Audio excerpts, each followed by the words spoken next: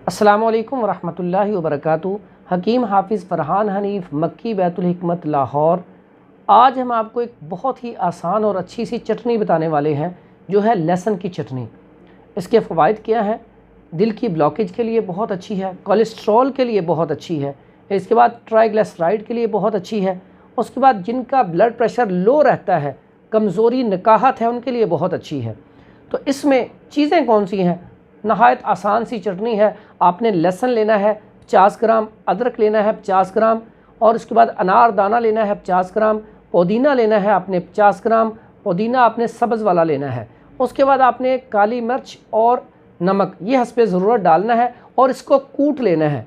कूटने के बाद आपने इसका 1 चम्मच सुबह और 1 चम्मच शाम इस्तेमाल करना है खाने के साथ। तो इसके आपको नताइज बहुत अच्छे मिलेंगे। अस्सलामु अलैकुम वरहमतुल्लाहि वबरकातुहू।